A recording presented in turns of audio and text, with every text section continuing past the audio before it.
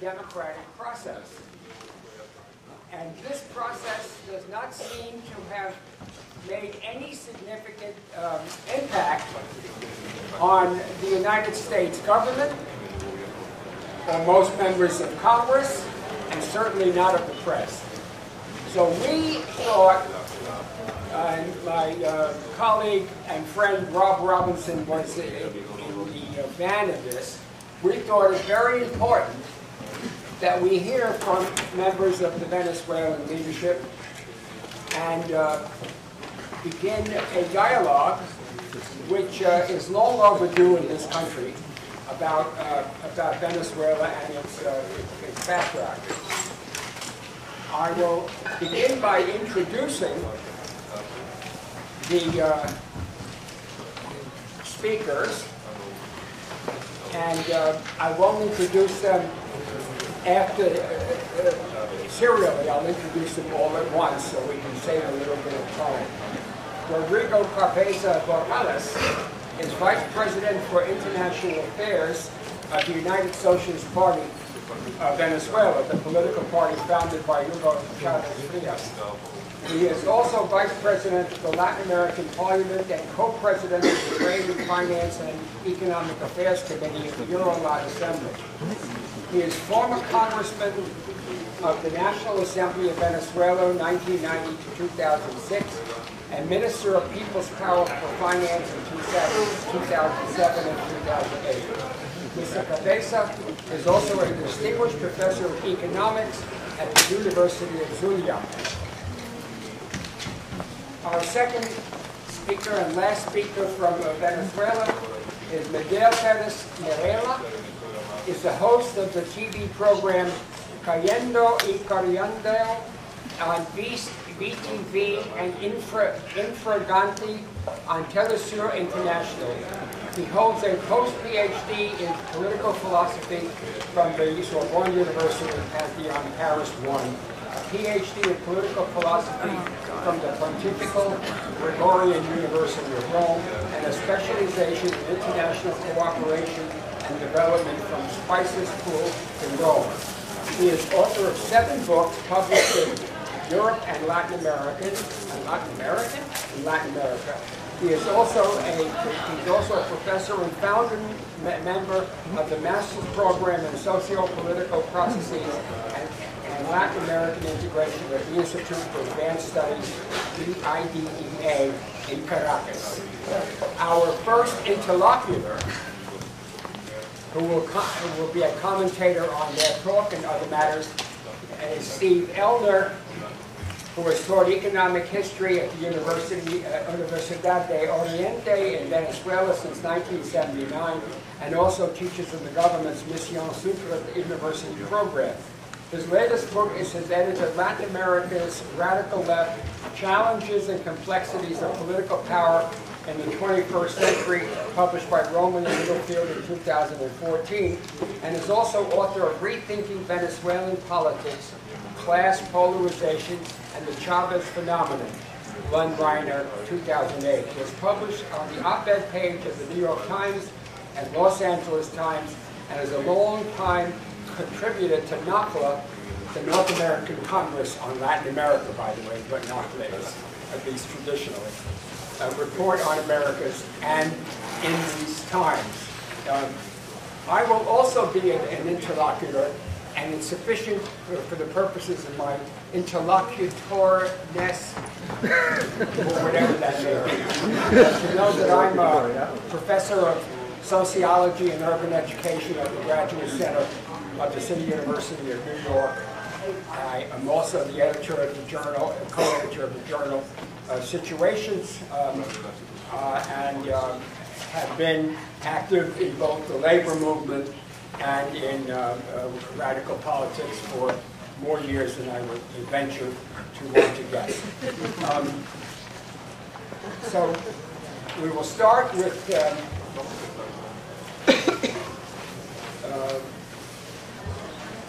Mr. Morales, and then we'll proceed with Mr. Perela and Elner, and then myself.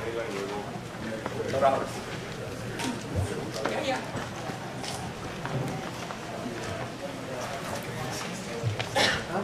Based on what hours?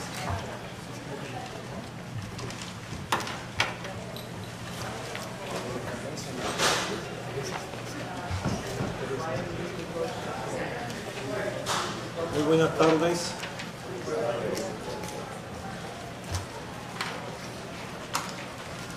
En primer lugar quisiera saludar a los organizadores del Fórum de Izquierda por la invitación que formularan a un componente de liderazgo venezolano. Debo decir que nos acompaña también el compañero doctor Carlos Ron, que es ministro consejero de la Embajada de Venezuela en los Estados Unidos de Norteamérica, el doctor Calixto Ortega, que es nuestro cónsul en la ciudad de Nueva York. Gracias a todas las personalidades presentes, a los movimientos sociales, intelectuales, partidos políticos que nos escuchan.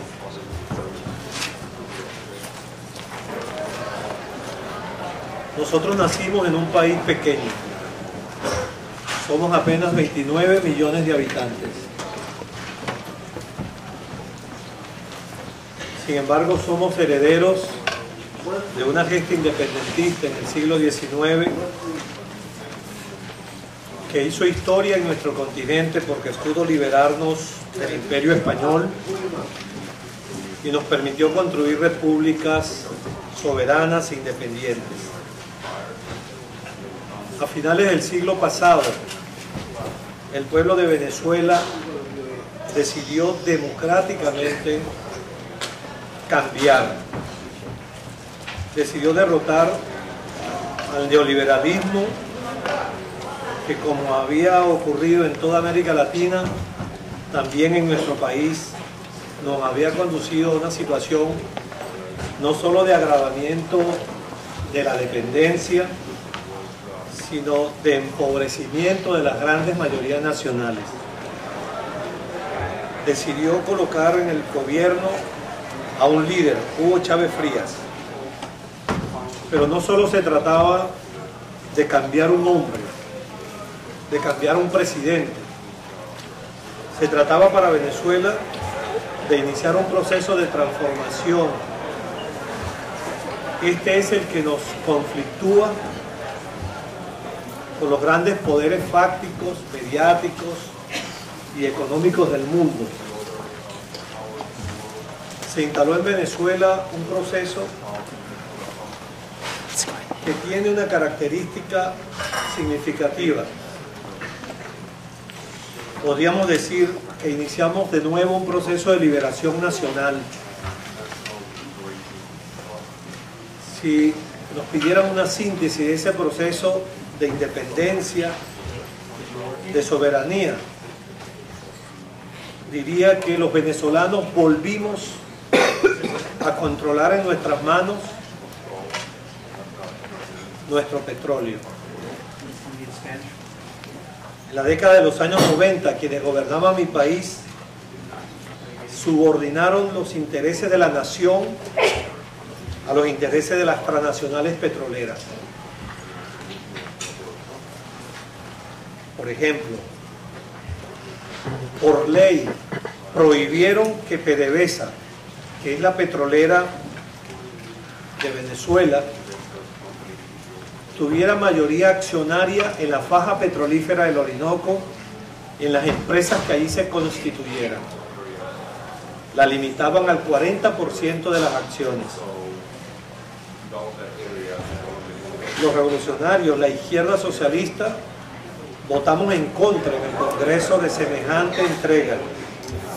No entendíamos por qué se le podía prohibir a la estatal petrolera de Venezuela tener la mayoría accionaria en las empresas que se instalaran en nuestro país para explotar nuestros yacimientos, cuando ya se había nacionalizado la industria petrolera en el año 1976.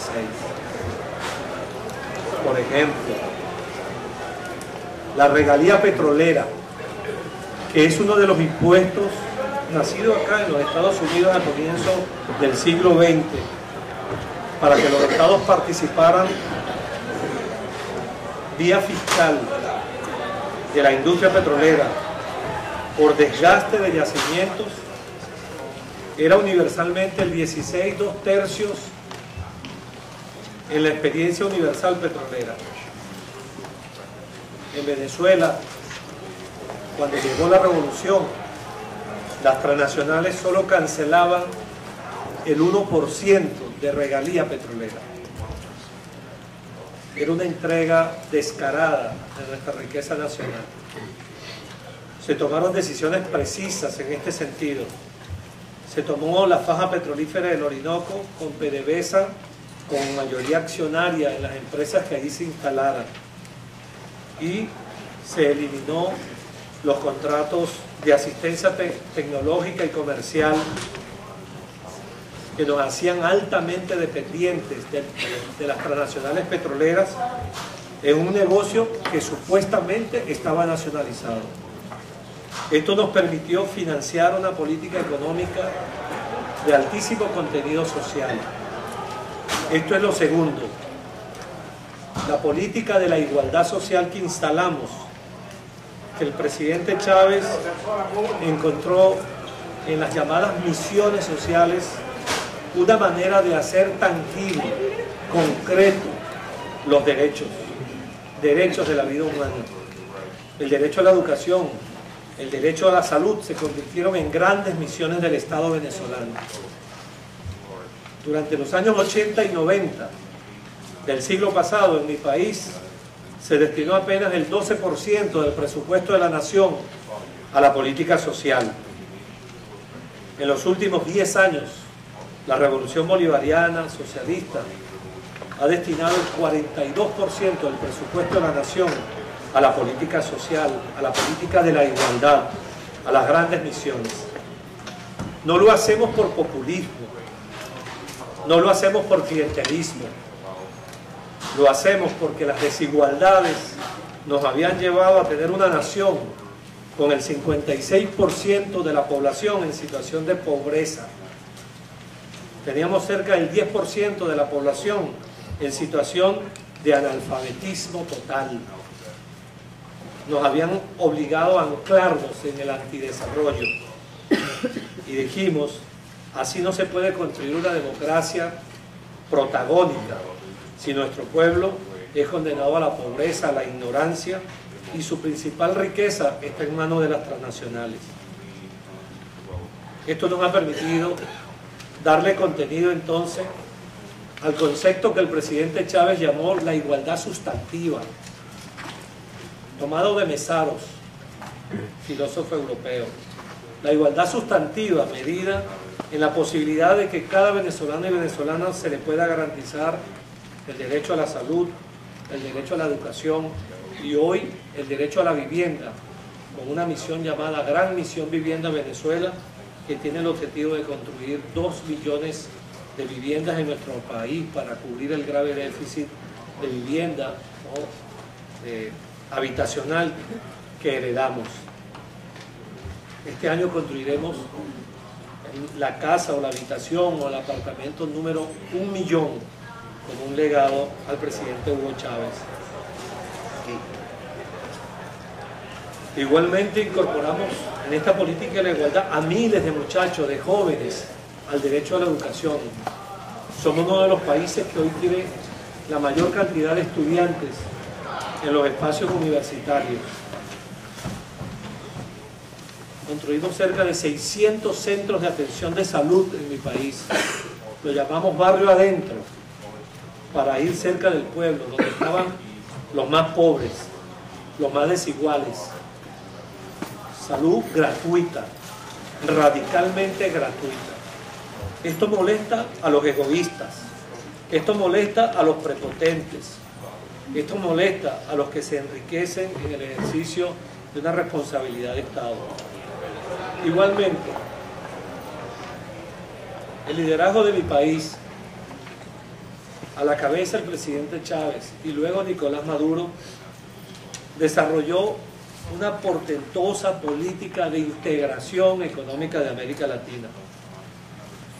Estábamos y estamos convencidos que el futuro común de América Latina es la integración. horas y horas le dedicó el presidente Chávez a este esfuerzo, a construir nuestras propias instituciones para los latinoamericanos. Nació la UNASUR, que es la Unión de Naciones Suramericanas, un espacio político para nosotros, los latinoamericanos y latinoamericanas, para resolver nuestros problemas, nuestros conflictos y para pensar nuestra integración como destino común de los pueblos de la patria grande. Nació luego la CELAC, Comunidad de los Estados Latinoamericanos y Caribeños, lo máximo, el sueño de Bolívar. Diría que sin embargo es un punto de partida, pero punto de partida. La CELAC, hoy con la presidencia pro tempore de Rafael Correa, unifica a toda América Latina y del Caribe, desde México hasta allá Argentina, en la Patagonia. Nació Petrocaribe, una manera de ser solidarios desde la fortaleza petrolera de Venezuela. Nació el ALBA, un ensayo de que era posible la integración no solo aduanal, no solo comercial, sino que era posible la integración con conceptos como el de la cooperación, el de la solidaridad y el de la admisión de las desigualdades del desarrollo entre nosotros. Por todo esto, somos atacados. Nuestro proyecto revolucionario es profundamente democrático. Hugo Chávez Frías fue presidente en el 98 y reelecto 2 veces porque el pueblo de Venezuela lo decidió democráticamente. Instalamos un sistema electoral absolutamente confiable. Tan confiable es que la derecha venezolana hace 2 o 3 semanas realizó un proceso primario parcial y utilizó el sistema electoral del Consejo Nacional Electoral de Venezuela, que es un sistema automatizado de votación inmediata con máquinas y con resultados inmediatos en segundos, minutos, horas luego de terminar los procesos. Y lo utilizó porque era confiable. Ni una queja hubo. Pero más allá del sistema electoral, es un pueblo protagonista, es un pueblo actuante, es un pueblo que siente que la democracia no es solamente una convocatoria a votar para elegir un presidente, unos gobernadores, unos parlamentarios.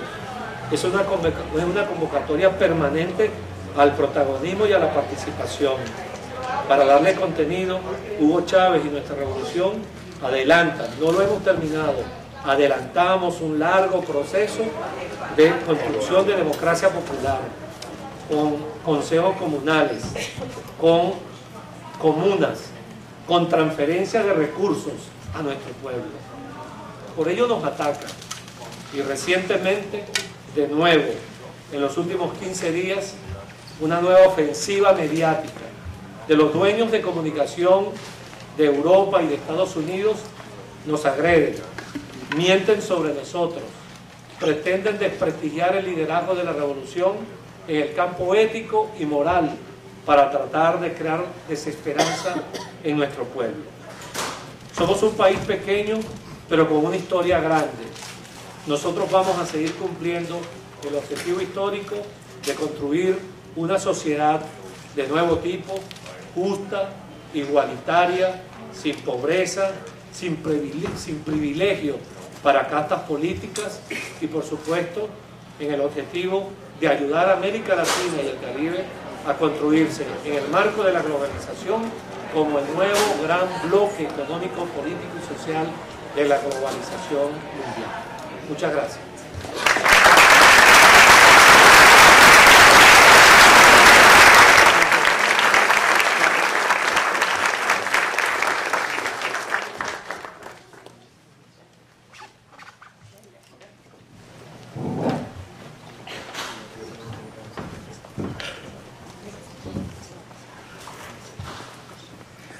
Bueno, muchísimas tardes, tengan todos y todas.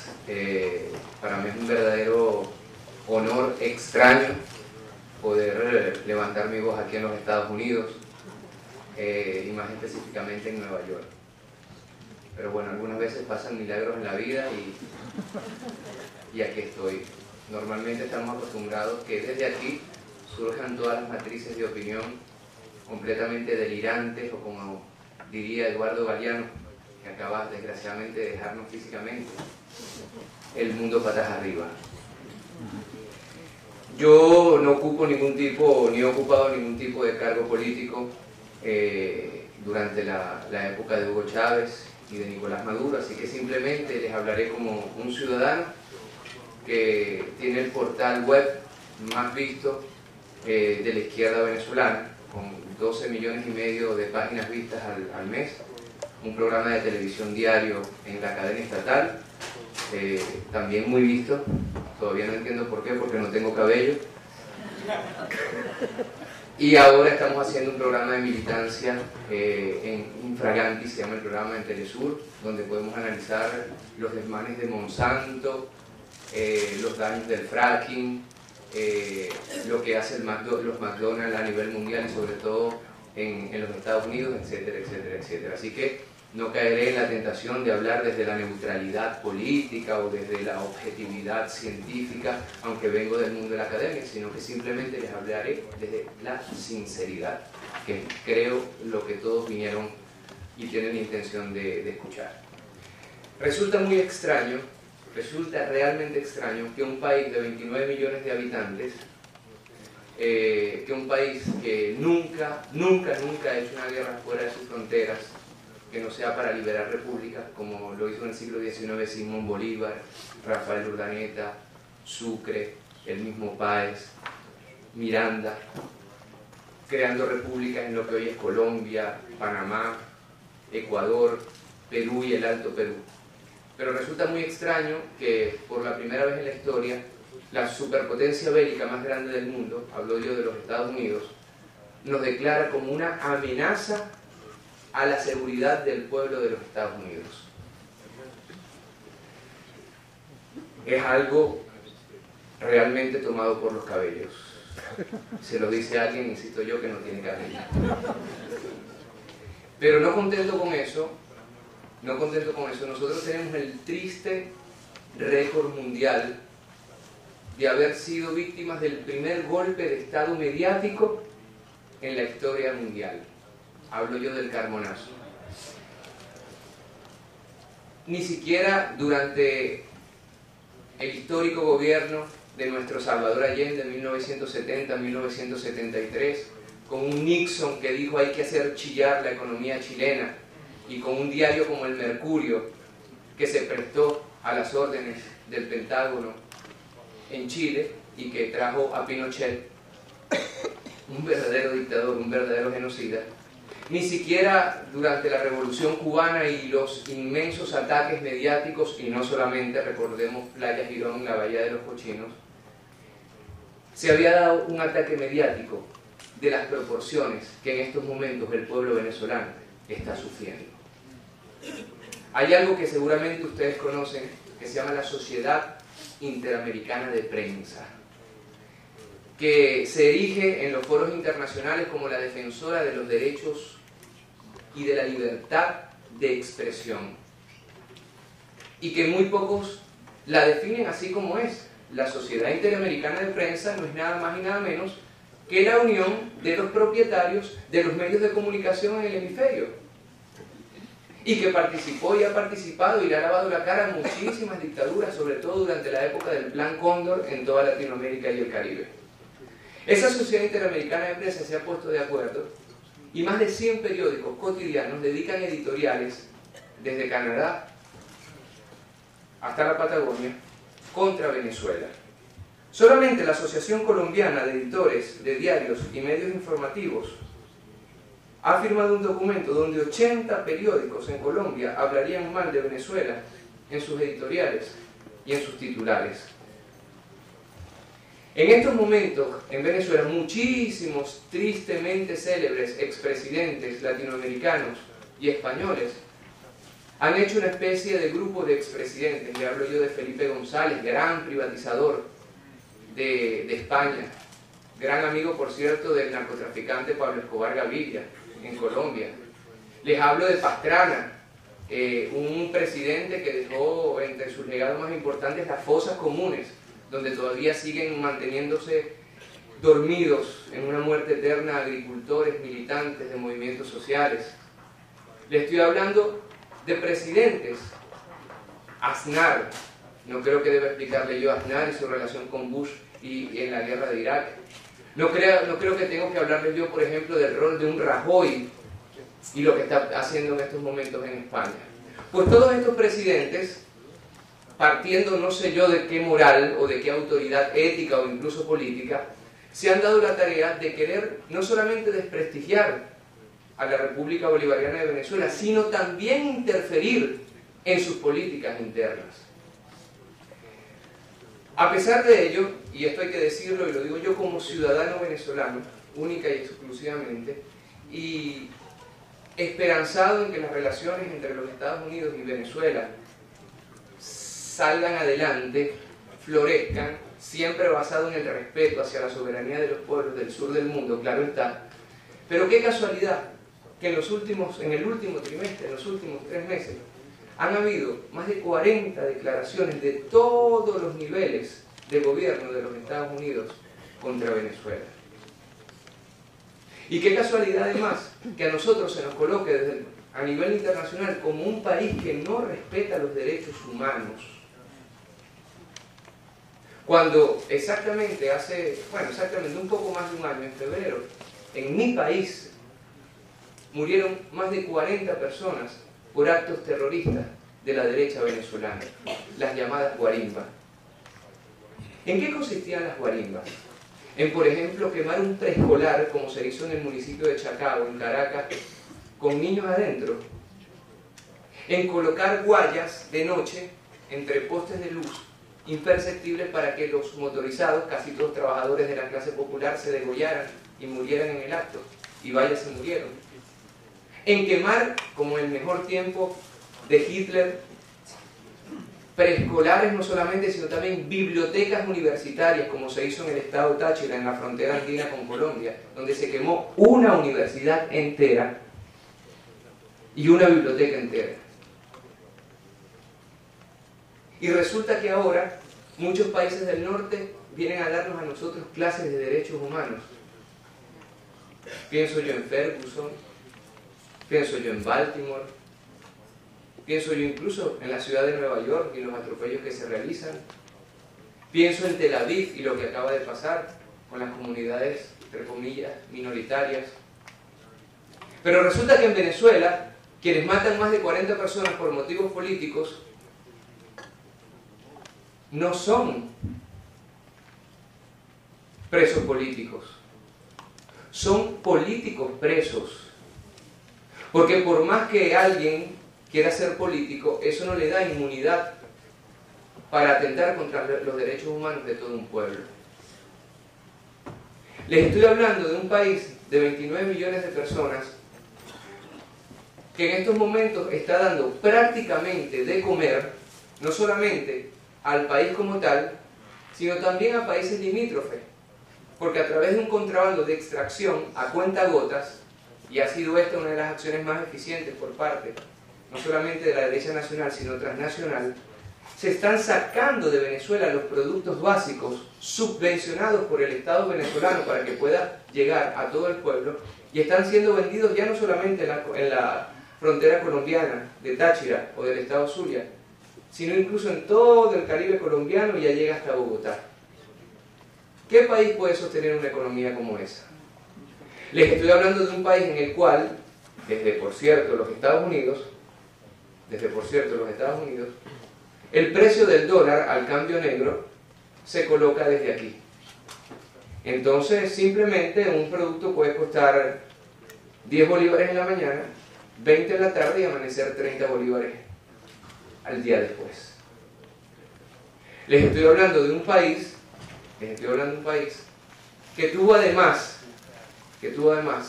en la Cumbre de las Américas la dicha de demostrar por la primera vez que ya no estamos en tiempos de la colonia. Y no estoy hablando desde romanticismo, populismo, demagógicos, trasnochados, no señor. Ustedes pudieron ver en la Cumbre de las Américas que la Unión la integración latinoamericana y el Caribe es una especie de seguro de vida que ahora los pueblos del sur tienen frente al golpe de Estado súbito como el que se dio en Honduras, ¿recuerdan ustedes Cocelaya? O a golpes de Estado legislativos un poco más maquillados como se dio en Paraguay, por ejemplo. O a todas las intentones de golpes de Estado contra gobiernos progresistas del sur del mundo. Es hora que desde los Estados Unidos, es hora que desde el pueblo de los Estados Unidos, en el cual yo creo y que de ninguna manera coloco paralelo al gobierno de los Estados Unidos, comiencen a entender que nosotros tenemos el derecho soberano de escoger el sistema de gobierno que más nos parezca necesario para la solución de los problemas concretos de nuestra patria. Yo estoy muy esperanzado y cada día creo más que sí es posible plantear mecanismos socioeconómicos, ideológicos, otros, al llamado fin de la historia de Fukuyama. Y es simplemente ese el pecado capital por el cual se persigue a Colombia. Es simplemente esa la razón por la cual, a partir de aquel fatídico 5 de marzo, cuando desapareció físicamente Chávez, se pensó que se había acabado la revolución bolivariana. Ese 5 de marzo, yo lo digo con la mayor sinceridad, quizás comenzó ya sin Chávez físicamente el chavismo. Lo decía el presidente haitiano Michel Martelly. Le chavisme c'est une façon de faire les choses. El chavismo ahora es una forma de hacer las cosas. Muchos errores existen, sí existen muchos errores. Hay cosas que componer, muchas cosas que componer. Pero le estoy hablando de un pueblo que hace 15 años tenía todavía una grandísima cantidad de analfabetos y hoy, dicho por la UNESCO, es un pueblo libre de analfabetismo. Les estoy hablando de un pueblo en el cual la seguridad social ha sido ampliada a niveles nunca imaginables, cuando en otros países como los Estados Unidos todavía se está pensando si hay que hacer pública y gratuita la seguridad social. Les estoy hablando de un pueblo en el cual se está llegando a la casa número 1 millón para resolver los problemas fundamentales heredados en los últimos 40 años, donde existían fosas comunes, donde existían desaparecidos, donde existían represiones brutales sin precedentes, donde gran parte de la población no tenía derecho ni siquiera a escoger a su presidente, porque existía un bipartidismo de facto. Solamente tengo 10 minutos. Nosotros los caribeños podemos hablar toda la vida. ¿Y saben qué? Vamos a seguir hablando toda la vida. Porque ya entendimos que el bolivarianismo, porque ya entendimos que la revolución, porque ya entendimos que el socialismo en democracia también puede existir y tiene que ser respetado. Si ha sido respetado durante 20 procesos electorales en 14 años de todos los niveles, legislativo, de alcaldes, de gobernadores y de presidentes, si ha sido respetado por su pueblo, me pregunto yo, ¿hay una fuerza mayor en el mundo a la voluntad popular? ¿O es que acaso, y con esto termino, el pecado capital de Venezuela, insisto yo, es ser el país con las mayores reservas de petróleo del planeta Tierra probadas, y que ese país ha decidido que ese petróleo es para garantizar una vida buena, una vida digna, una vida apta para las mayorías históricamente excluidas, no solamente en Venezuela, sino en Latinoamérica y el Caribe? Muchísimas gracias.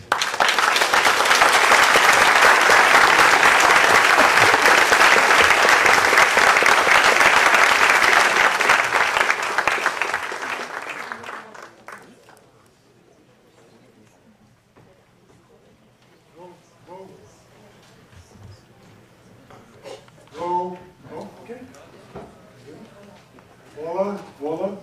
Everybody hear me? Yeah, we hear you. Okay. I think everybody here, probably, there's a lot of people here, but I think everybody is in agreement with Miguel Angel that the U.S. accusation against Venezuela for violation of human rights is 100% deceptive. That the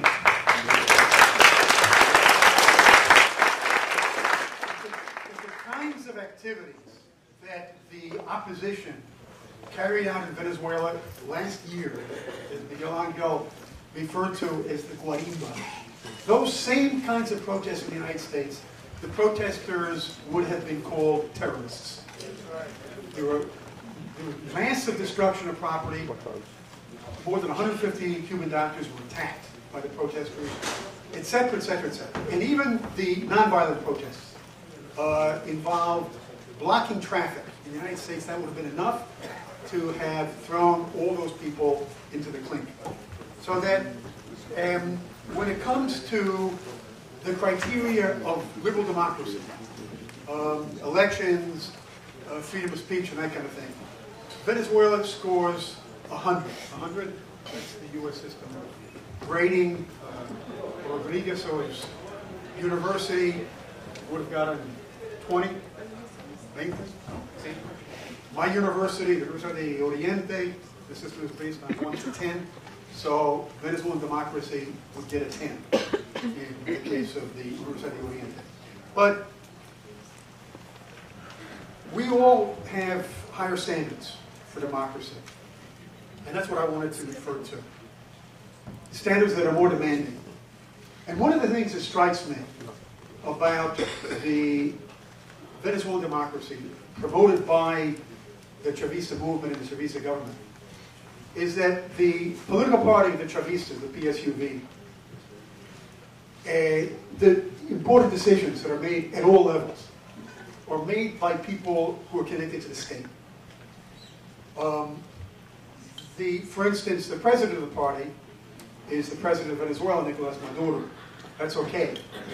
But all 11 vice presidents of the PSUV are either congresspeople, governors, or the like. Not even somebody like the head of the pro-Chavez Labor Confederation, the Central Bolivariana de Socialista de Trabajadores, by the name of Wills Rangel, who's very pro-Chavez, pro-government, would be considered docile by many standards, although he criticizes the government as well. But not even Rangel is a vice president. There's no member of the social movement that occupies the position of vice president. And in those states in which the governor is a Chavista, that governor runs the party pretty much, right? Has the leading position in the party. And at the municipal level, the same thing with the mayors. Now, that as an historian, I can say that it's similar to the party of President Medina Angarita, the PDV. Medina Angarita in the 1940s was a progressive president, but still, we expect something more advanced, more democratic, more participatory. And so the first question that I'd like to ask is this a temporary situation? You know, Chavez, before he came to power, the documents of Chavez's party in the 1990s stated that the state is going to play a lead role in promoting social movements. The state is going to encourage through all kinds of support social movements, and is going to invigorate democracy. Now, is that the idea that that democracy begins with the state and eventually the social movements will take over or will play an increasingly important role? That's my first question. And the second question with regard to internal democracy is that there's always been rich internal discussion in the Chavista movement. I've lived in Venezuela from the beginning of the Chavista movement, and I can say that there has been a rich internal debate over ideological issues, political issues, but I would say that President Chavez showed a great degree of acceptance, tolerance for criticism. Just to give you one example, Francisco Arias Cardenas broke with Chavismo, ran for president in a very aggressive kind of campaign. He was the opposition's candidate. And yet, after the coup attempt, he broke with the opposition, and Chavez welcomed him back into the party. A lot of people within the party were opposed to that to begin with. but Chavez named him the candidate for governor. He's currently governor of the important state of Zulia, where Miguel Angel is from. Chavez created the Gran Polo Patriótico. He opened up the movement to different parties. The Communist Party, for instance, in Venezuela, has come in second place within the Chavez movement in the elections. And Chavez realized that without the support of the Communist Party and other parties, without those votes, he would not have a majority. And so he created this Gran Polo Patriótico in order to open up the Chavista movement to different social movements and political parties. But it's apparent that President Maduro is less tolerant of dissension within the Chavista movement. A number of critical Chavistas have been taken off their programs, have been taken off the radio, the state radio station, and the TV channel. Just to mention one example, Vanessa Davis, who's a very prestigious communications person. Chavez admired her a lot. And because she asked too many questions, not too many questions, she asked too many embarrassing questions, she was taken off her program, which is a very popular program on the TV channel. And one more example is an example of somebody who represents a left wing within the Chavista movement. And I'm not talking about somebody who is outside of the Chavista movement, like Roland Dentz, who's a leftist but not a Chavista anymore. I'm referring to Eduardo Saman, who, thanks to him, the Chavistas won the municipal elections in December of 2013 with an 11.5% margin of the votes. He, as the head of the consumers organization Indepapis, forced companies to lower their prices. And this influenced the outcome of those elections. And yet he was taken out of that position following those elections. Now he says that he's a Chavista, and not only a Chavista, that he's a Madurista. And yet he has been kind of ostracized. So the second question that I have is there a feeling within the Chavista leadership that in this moment in which the Chavistas are sort of on the defensive, I mean, with these economic problems, the Chavistas are in a less advantageous position than they were, 5 or 6 years ago. The feeling is that in this moment, the Chavistas can't be that generous, can't be that open, and we've got to wait for better times in order to be more acceptance of internal criticisms. That's the second question. And the third question that I'd like to ask is with regard to the economic war. There's critical shortages in Venezuela as a result of contraband, price speculation, hoarding, and the government, in my opinion, gets a plus for going after the hoarders. They have occupied warehouses, companies. They've thrown a couple of personalities in jail, like the head of Farmacolo, who was Farmacolo is like a super pharmacy, and has come down on small commerces and big ones, like Herrera y Hermanos, which is a very big firm, franchises from Procter & Gamble's to a number of important multinational corporations. And their warehouses, I think 8 in Venezuela, were occupied. So the Maduro government gets a plus on that.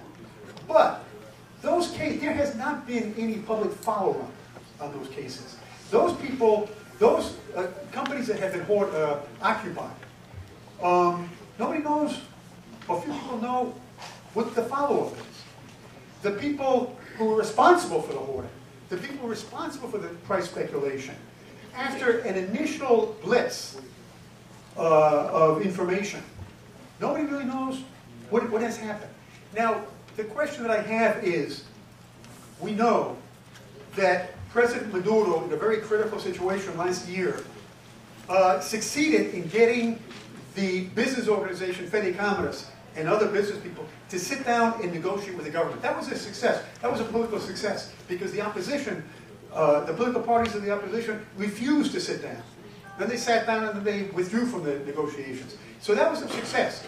But when you negotiate, there are always concessions at both sides. The question is whether the government is accepting the demand of Fede Commerce that there be no fast track with regard to these cases, that these cases go through the judicial system as slow as that process is. And if that's not the explanation, what is the explanation?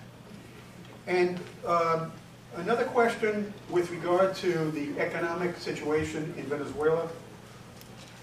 I see that Stanley's writing down the time limit that I have. 1 minute, okay. So I'll just finish with this question that the economic situation is complex, there's no question about it. And the price, but there's a huge disparity between the official price, which is 6.4 bolívares to the dollar, and the unofficial price, the black market price, which is going up to 500. And that's a recipe for corruption. No matter how honest the public administration is, you're going to have corruption. You're going to have contraband. Now, I oppose the position of some Chavista economists like Victor Alvarez, who says that the price control should be eliminated. I don't think that would work at all. But there has to be some measures to narrow that gap. And I'll just give you 2 examples. One is the price of gasoline. The price of gasoline is practically a giveaway. The cheapest price of gasoline in the world. Why doesn't the government at least take steps to increase that? And the other thing is the price of, I have come to the United States on this trip, and I get preferential dollars to come on this trip.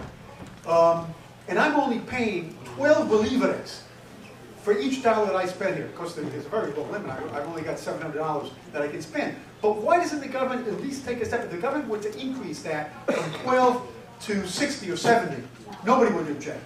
So why doesn't the government take a few steps in that direction? One of the impressions that a lot of people have is that Maduro has been slow to act. Why doesn't he take measures to narrow that humongous gap between the official price of the dollar and the black market price? Thank you.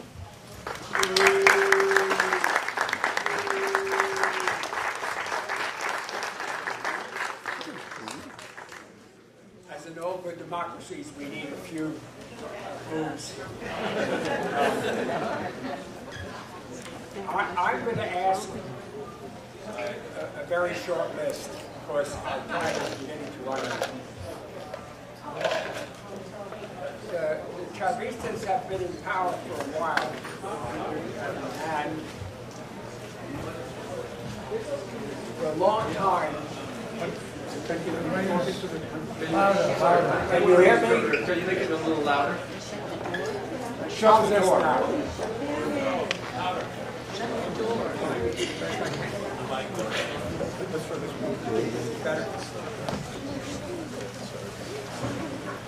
Chavista, better? Yeah, this states. The Chavistas have been in power a while and have done some very good things, especially on the area of redistributing some of the wealth that came out of the oil industry. My first question, however, is,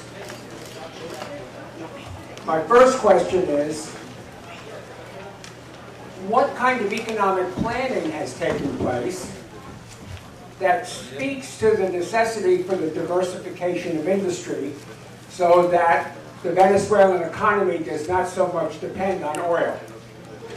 And my example, of course, is the Cuban example, when for a long time they were largely dependent upon sugar exports, primarily to the Soviet Union and Eastern Europe. And when the Soviet Union collapsed, they found themselves, to a large extent, up the creek without a paddle. So the first question really is, what about economic planning for diversity? And specifically, my second question, what is the government's agricultural policy? Because one of the things that we know is that primary sector of the economy, which is energy and agriculture, are the basis of any economy. The United States, by the way, for those of you who haven't remembered, is chiefly an agricultural country. Our industrial base is declining very rapidly. And we depend, for our balance of payments deficit and our balance of balance of payments pays for a lot of what goes on in this country. We depend on agriculture. And the question is, what is Venezuela doing about the development of an agricultural policy that allows them to get into the whole field of import substitution? And I refer you back to Raul Prebisch of Brazil, and whose program in the 1940s and 50s was unsuccessful. So those are my two questions, and I'm going to hand it over to the speakers.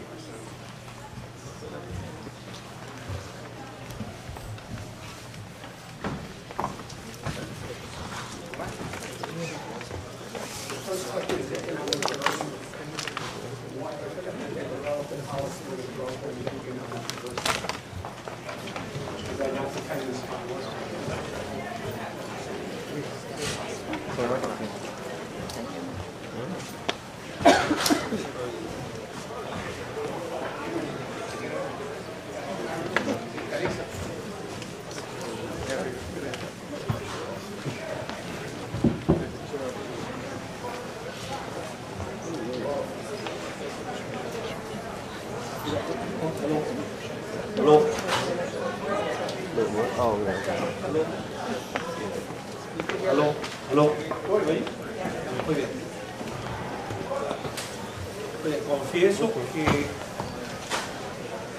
estas 5 preguntas son como para preparar otra conferencia de 2 horas.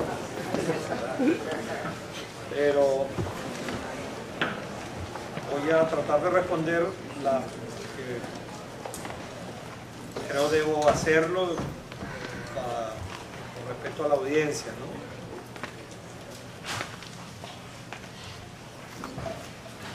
Con relación al papel del Estado y qué diseño tiene la revolución con relación al Estado. La revolución bolivariana postula que debemos hacer un esfuerzo por construir el poder popular.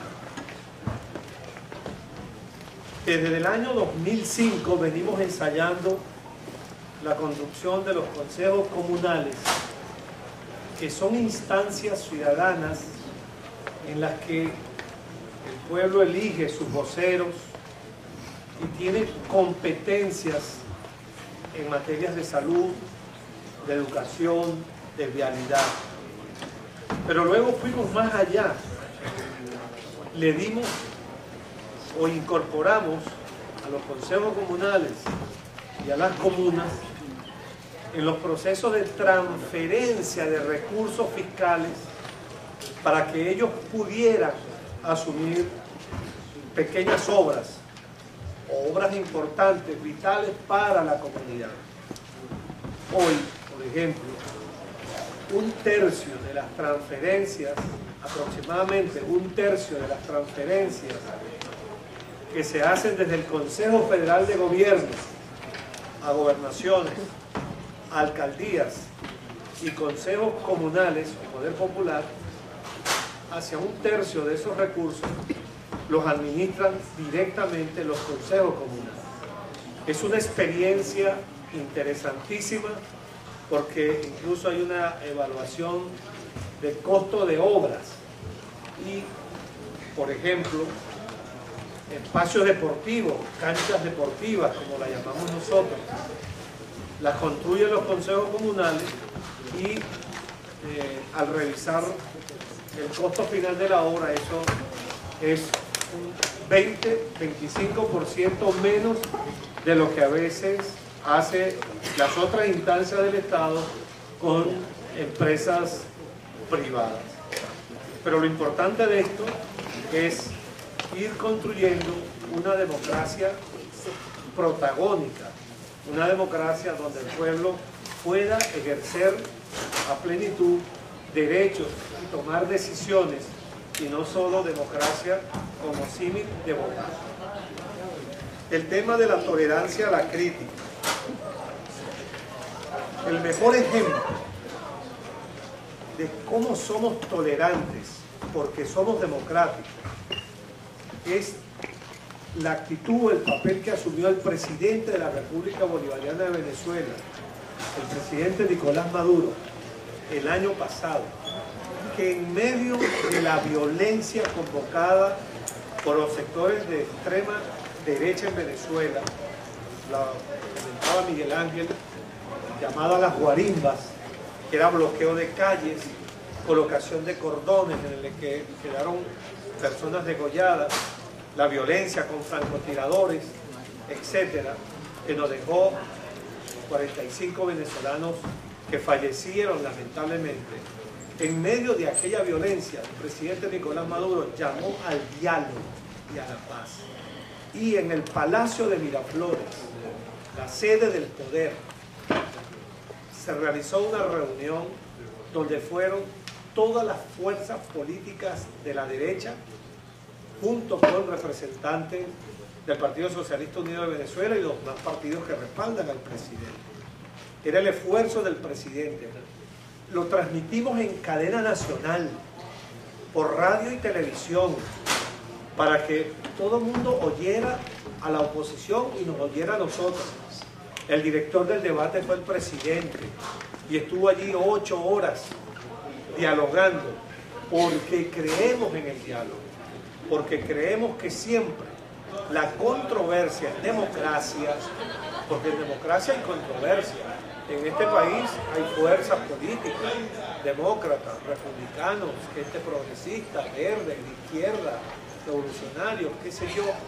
La controversia en nuestro país en democracia debe resolverla siempre el pueblo, no la violencia. Y por supuesto un mínimo de posibilidad de diálogo. Es la tolerancia no solo a la crítica, sino para la convivencia democrática. Nosotros queremos y deseamos vivir pacíficamente, en paz. ¿Qué pueblo quiere vivir en una guerra o en una confrontación permanente o en la violencia entre unos y otros? No. La Revolución Bolivariana garantiza la paz en nuestra nación. Por supuesto, dieron ejemplos de algunos compañeros. Uno que me toca mucho porque es mi amiga personal, la compañera periodista Vanessa Davis.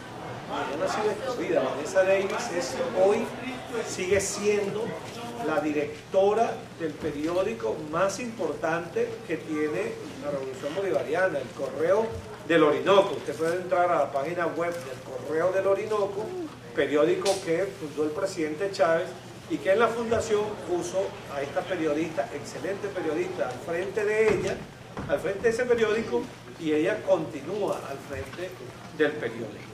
Que tenga voces críticas, bueno, por favor, esto no es un cercenamiento del pensamiento crítico. Miguel Ángel ha tenido posiciones críticas, yo he tenido posiciones críticas, y nosotros seguimos dentro de la revolución, en la revolución, cumpliendo nuestro papel.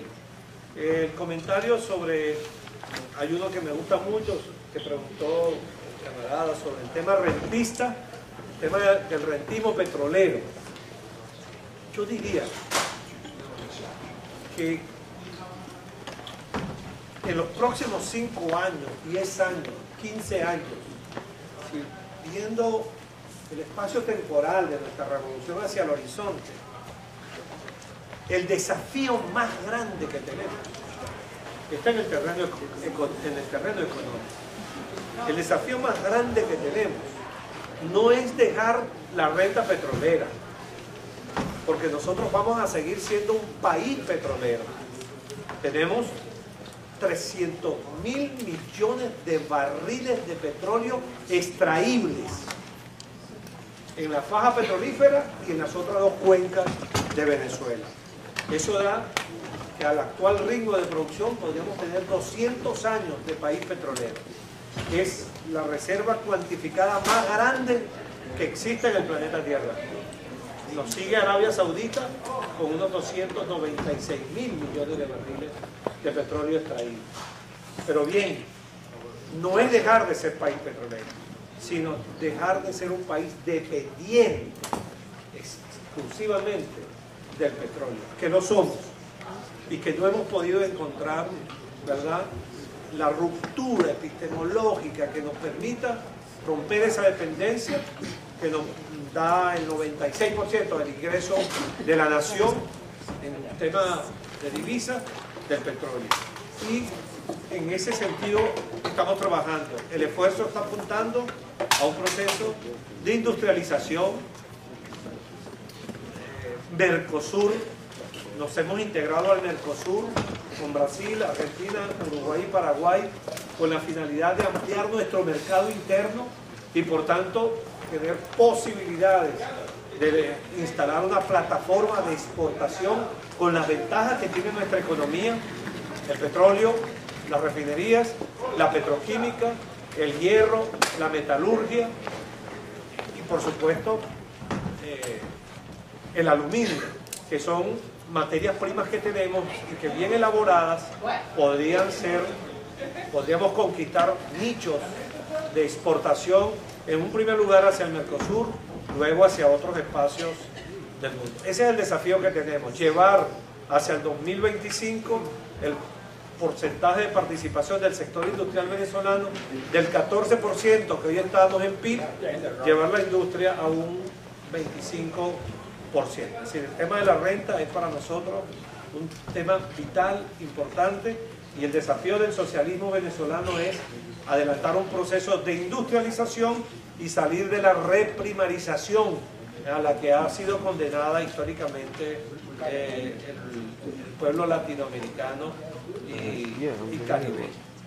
Finalmente, yo quiero igual transmitirle a los que nos están escuchando, que están presentes, el profundo agradecimiento por estar acá, por ser solidarios con un pueblo, más que con los líderes, con un pueblo que ha decidido ser libre, soberano, independiente.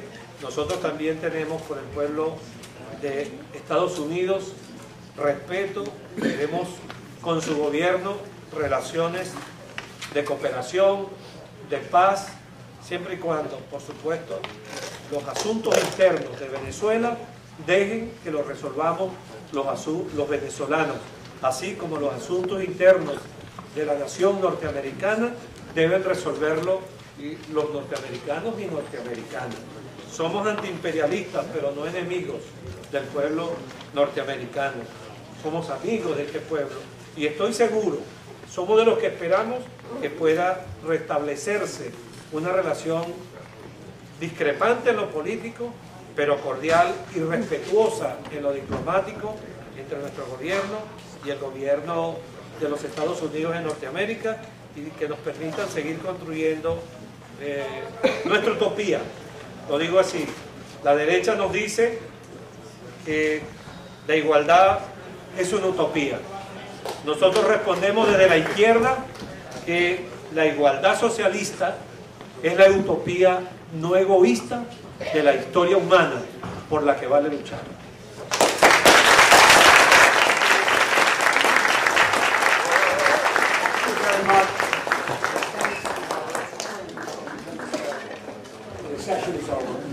People need to exit on this side. Your headphones, you're going to then hand to the people and move over to here. So exit on this side. Exit on this side.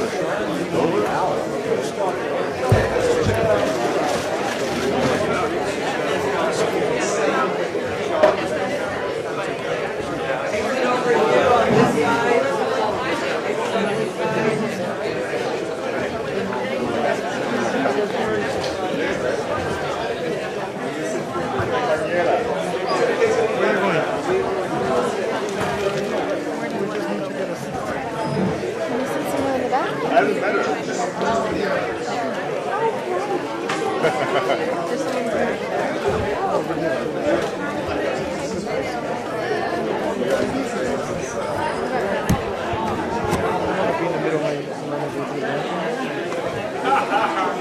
What about on the end over there? You can sit down.